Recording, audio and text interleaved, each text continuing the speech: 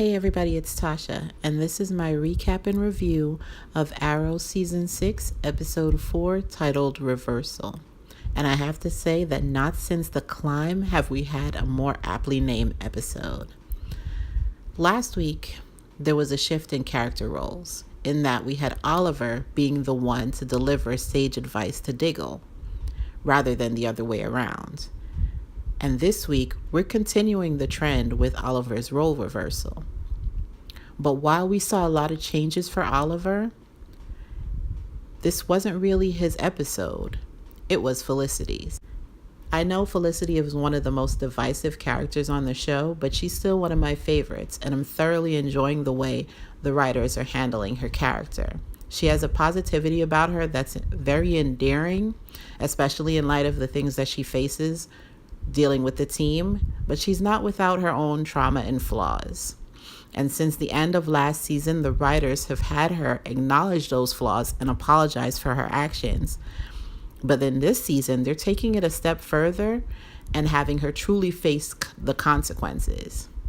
Now in season 2 and 5, everyone had to deal with and were endangered by threats because of Oliver, things that he had created, but now everyone is forced to deal with the fallout of Felicity's actions. So I'm just going to jump into the recap.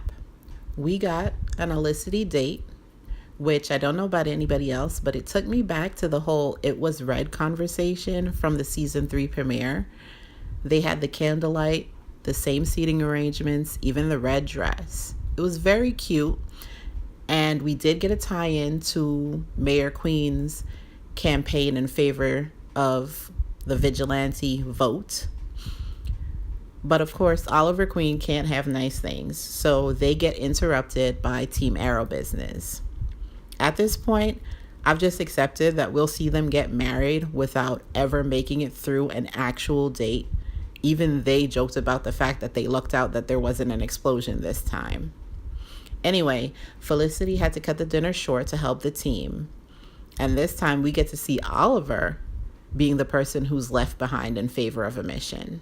Curtis, being Diggle's co-captain of the SS Olicity, decides that the threat is something that he can handle looking into. So he sends Felicity home to resume date night. Nice try. So she plans to have a little fun with Oliver, but is shocked to find a bruised and battered Alana seeking her help to stop Cayden James' nefarious plan. What are you doing? Alana doesn't have all the details, but she does know that it can lead to the death of millions of people. Felicity feels the burden of the part that she played in James's release, so she signs on to help, but she doesn't have the tech she needs to get into James's system. But Alana has a few contacts that can help, so they head out, but run into Oliver on their way.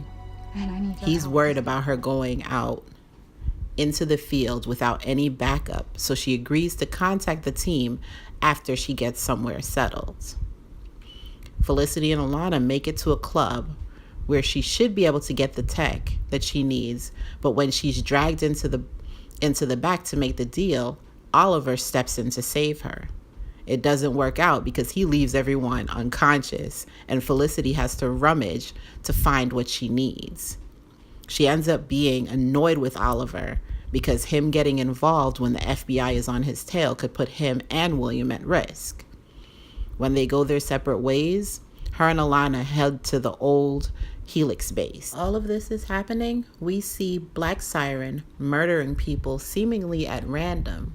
Curtis soon uncovers that she is actually stealing their fingerprints, but since the victims seem so unconnected, they struggle with the motive. But they decide to catch her first and figure it out later, so Curtis uses her sonic cry to backtrace her and then realizes that she's on her way to Felicity's location. This is when we finally meet Cayden James, whose goal is to kill Alana for messing with his plans. The team shows up just in time, a big fight ensues, and James and Siren get away, but Alana gets shot. Side note, bringing in Michael Emerson to play an evil Finch on Arrow was the best casting decision ever. Okay, back to the episode. Felicity returns to the bunker to give the team a status update. and she is literally wearing Oliver's personality. It's a shroud of guilt and regret. We finally get to see a Dig and Felicity moment, which I have sorely missed because I love their friendship. And Dig is very understanding after his years of dealing with mopey Oliver, and he keeps her on task. She figures out that the people Black Siren killed were very important because they had access to the main hub that controls the internet. And with their fingerprints, James can now access the location, destroy the servers, and effectively shut down life as they know it. No power, no banking, no functional hospitals. Everything would stop. Essentially, it's a fire sale, and anyone who's seen Die Hard 4 knows exactly what I'm talking about. So, Dick sends Felicity home to change and get her head right before the mission. That's when Oliver shows up. They have a really sweet conversation where he babbles his way through giving her the kind of pep talks that she usually gives him. Oliver has really grown, and his growth makes me so happy because usually with him, it's 2 steps forward, 5 steps back, but not this time. He doesn't try to cocoon her or handle the situation for her.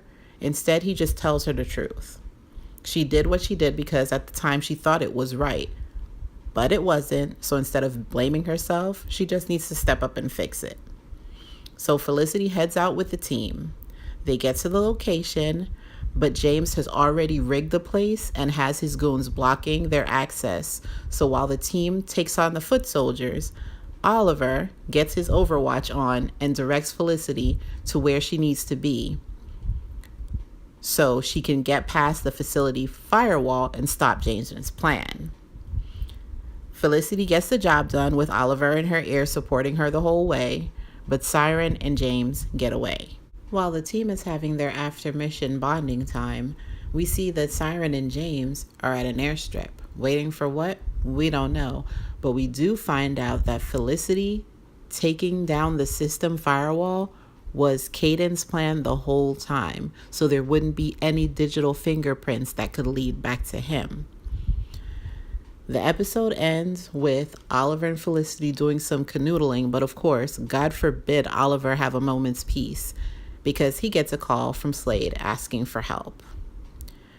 And the other thread that they tied up this episode was we finally got a name for Felicity and Curtis's startup. They decided to call it Helix. And Alana, who is on the mend from her bullet wound, also gives Felicity the obvious idea of following through on what she wasn't allowed to do at Palmer Tech by reproducing the tech used in her spinal chip to help other people. I'm hoping that the first person on the list of people is going to be Dig. I know there will be a lot of complaints about this episode because of the heavy Felicity and Olicity focus, but I'm not one of those people because I feel like they're finally writing them with some maturity. The conflict didn't feel forced or manufactured. It felt like a natural consequence to their past. There was never a moment where I didn't connect with either character's point of view. I could understand Felicity snapping at Oliver because it came from her need to protect him. She didn't want him to be collateral damage from her mistakes. And I could understand Oliver's first instinct being to protect Felicity. It's who he is, and it's what he's always done for the people that he loves.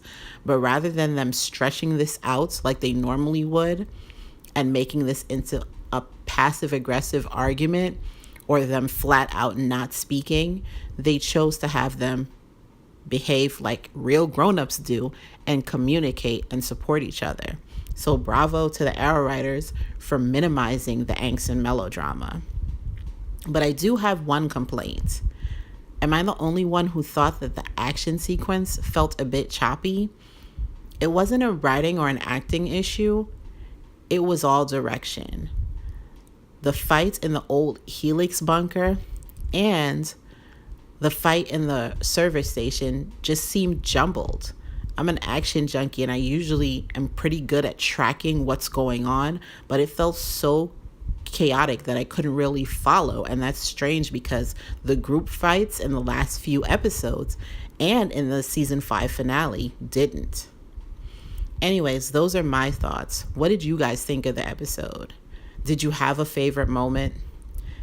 Did Oliver saying Felicity's "I believe in you" line from season 3 give you the warm and fuzzies? Are you curious to find out who James and Siren are waiting for at that hangar?